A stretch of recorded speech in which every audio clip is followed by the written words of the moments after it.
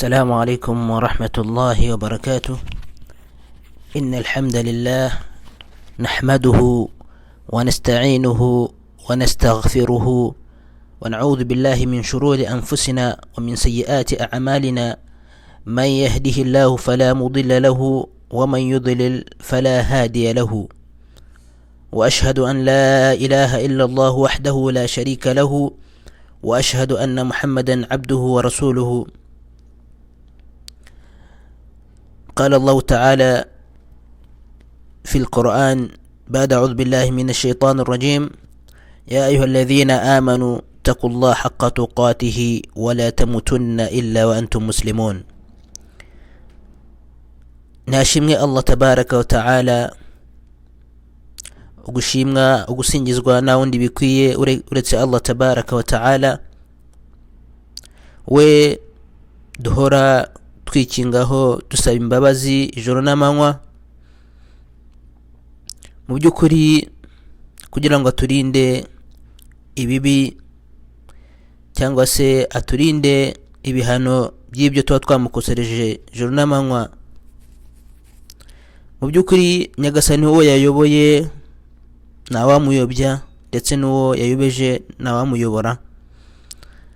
Ndemeza umutima wanjye mbisesekaza kuri mirwanjye ko nta yindi mana twari dukwiye gusenga mu kuri uretse Imana imwe rukumbi. Nkanemeza ko intumwa y'Imana Muhammad sallam ari intumwa y'Imana kandi n'umugaragu wa Allah tabaraka wa ta'ala. Nanjye umwe murongo muri Qur'an aho Nyagasani muri surati Imran aho tubwira ati: yemwe abemeye, ya ayyuhalladhina amanu taqullaha haqqa tuqatihi, mutinye Imana mu kuri ko kwitinya, wala tamutunna illa wa antum muslimun, kandi muramenye nimuzave kuri nosi mutarabemera Imana.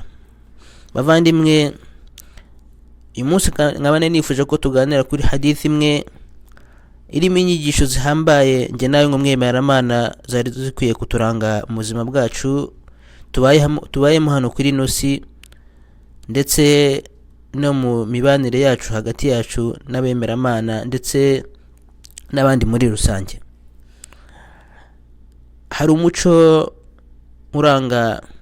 ukunze kuranga bamwe muri twe ariko utarukiye kuranga umwemeramana, umuco wo kugirira ishyari mugenzi wawe mu byo Allah tabaraka wa ta'ala atatwemereye kuba twamugiraho ishyari. Ni umuco mubi, ni umuco utarukiye kuranga umwemeramana, ni umuco utaranze n'umwe y'Imana Muhammad sallallahu alaihi wasallam, ndetse ni n'umuco utararanze abasahaba b'intumwa y'Imana Muhammad sallallahu alaihi wasallam. Bavandimwe rero, iyi hadithi ikaba itugaragariza yuko hari bamwe dushobora kuba twemerewe kuba twagirira ishyari bitewe n'ibyiza Allah tabaraka wa ta'ala yabahaye, kandi nabwo bigaterwa n'ibyo byiza Allah yabahaye uburyo babikoresheje. Hadithi rero topic yayo ishatse kutuganiriza yuko la hasad illa fi ithnatain, cyangwa se fil ithnain, na wemere kugira ishyari umuntu beretse ku bintu bibiri. Iyo hadithi tubona muri yakiriwe na Muslim na Bukhari, aho عن أبي عبد الله بن عمر بن الخطاب رضي الله عنه أن النبي صلى الله عليه وسلم قال: لا حسد إلا في اثنين أو في الاثنتين. intumwa y'Imana iti: ntabwo byemewe kugirira ishyari mugenzi wawe uretse ku bintu bibiri. رجل آتاه الله القرآن فهو يقوم به آناء الليل وأناء النهار. ngo umuntu wa mbere wemereye kuba wagira ishyari w'Islam ni wa muntu Allah tabaraka wa ta'ala yahaye neema, cyangwa se yahaye umenyi, akamenya gusoma igitabo cya Qur'ani, akamuha umenyi bwa Qur'ani. Icyo gitabo cya Qur'ani akarangwa nacyo mu buzima bwe, cyangwa se akagishyira mu bikorwa ijoro n'amanywa, agasoma Qur'ani ijwi ryiza mashallah, abantu bakaryumva bakishima. Iyo Qur'ani akayigisha abantu bakishima. Iyo Qur'ani akayisomera abantu arimo kubasarisha abantu bakishima. Noneho wowe wamwumva ukagira uti: laitani utitu mithla ma utiya fulan fa'amiltu mithla ma ya'milu. ukabona iyo abanyagasani nanjye yaramaye amahirwe ngamenya igitabo cya Qur'an nkuko uramuvandimwe yamuhaye ayo mahirwe, nanjye nari gukora nk'ibyo akora. Iryo ni ryo shyari ryiza. Uwo niwe muntu wa mbere arukwiye kugira ishyari intumwa y'Imana Muhammad sallam yatubwiye. Umuntu Allah yamuhaye ubumenyi bwa Qur'an, arasomera abantu Qur'an bakishima, arayibigisha, ararangwa nayo mu bikorwa bye byose bimuranga, warangiza ukagira nawe ishyari ryiza ukavuga uti yakabaye nanjye Allah yaramaye ari amahirwe, nanjye nari gukora ibyiza nk'ibyo akora. Uwo ni umuntu wa mbere Muslim wemereye ko wagira ishyari. Umuntu wa kabiri, ورجل آتاه الله مالا فهو ينفقه آناء الليل وآناء النهار. نوام الله تبارك وتعالى يهاي umutungo فهو ينفقه آناء الليل وآناء النهار.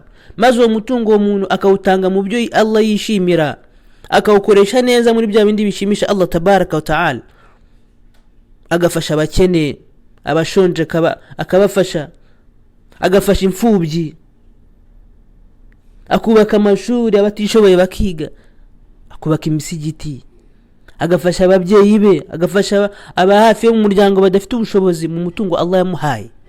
Wabona uwo mutungo burya ukoresha mu muri bya bindi bishimisha Allah tabaraka wa taala, ukavuga uti laitani utitu mithla ma utiya fulan fa'amiltu mithla ma ya'mil. Yakabaye nanjye Allah yaramaye uriya mutungo, nanjye nawe ukoresha mu byiza nk'ibyura muvandimwe nawe awukoresha bishimisha Allah tabaraka wa taala. Aba nibo bantu babiri b'Islam twemereye kuba wagirira ishyari. Abandi baza nyuma y'abangaba kubagira ishyari, kugira ishyari mugenzi wawe ngo kuko aba mu nzu nziza, ukamwifuriza ko iyo nzu yasenyuka, yabonye akazi keza kwifuza ko yakabura, ugakoresha n'inzira zose wamuteranya ku kazi ngo bamwirukane. Allah yamuhaye urubyaro, ukifuza ko abana be bapfa bagashira. Subhanallah. Allah yamuhaye ubuzima bwiza, narwaye, ugahora umwifuriza yuko Allah yamutereza uburwayi akava kuri inosi. Al-hasad ngizo, amashyari nkayo ni uburwayi, n'ubufite mu mutima wari umwemera Imana amenye yuko na imana afite mu mutima we. Wala tubitul amalikum Islam. Mamenye nimuzangiza ibikorwa byanyu. Urasari 5 ku munsi, urafunga saumu, abandi bagiye hijja, ariko uburwayi bw'amashyari urimo urangiza ibikorwa ukora byiza. Ntushaka kwifuriza neza mugenzi wawe. Bavandimwe, ishyari ntago ari umuco waranze intumwa y'Imana Muhammad sallallahu alaihi wasallam. Ishyari ntago ari umuco mwiza waranze abasahaba b'intumwa y'Imana Muhammad sallallahu alaihi wasallam. Ishyari ntago ari umuco wari ukwiye kuranga umwemera Imana. Ishyari ntago ari umuco wari ukwiye kuturanga ngabemera Imana. Twabemera Imana twari dukwiye kuba nk'umubiri umwe. Ari intumwa y'Imana Muhammad sallallahu alaihi wasallam igira iti urugero rw'umwemera Imana kamithil jasad wahid idha ishtaka minhu al'udhu sa'il jasad bis-sahr wal-huma. Ngo urugero rw'abemera Imana ni nk'umubiri umwe, ngo iyo urugingo rumwe rugize ikibazo umubiri wose urababara. Nimba mugenzi wawe, nimba umwemera Imana mugenzi wawe yagize ikibazo, nawe wigire nkaho ari ikibazo cyawe, ukimufashe gikemuke nimba ufite ubushobozi, ariko numugirira ishyari. Bavandimwe, twirinda amashyari yaka wal hasad wa Islam. Twirinda amashyari fa inma qatala ibn adam akhahu hina hasadahu. Kuko ishyari bavandimwe ndio ryabaye impamvu yuko bene Adam umwe agira ishyari mugenzi we akamwica. Nibwo bwangizi bwa mbere bwabaye kuri ino, ubwo abana babiri ba Adam umwe yagira ishyari mugenzi we aramwica. Islam kubera ishyari gusa. بفندم إياك والحسد. تقولين ده مشاري. فإن الله تبارك وتعالى هو الرزاق، وقد قسم الأرزاق بين عباده فلن تأكل نفس غيرها. الله نيو جنيا مفunguro، أجنرا مفunguro buri mwene Adam, أجنرا مفunguro buri mwemera Imana, nta numwe uzigera urya amafunguro yageneye mugenzi we. Buri wese azarya amafunguro yagenewe. Nuzagira ubwoba ngo mugenzi wawe, umuturanyi wawe yakize, yabonye imitungo myinshi, wumva yuko we mu byo Allah yakugeneye hari kizagabanuka nta na kimwe w'Islam.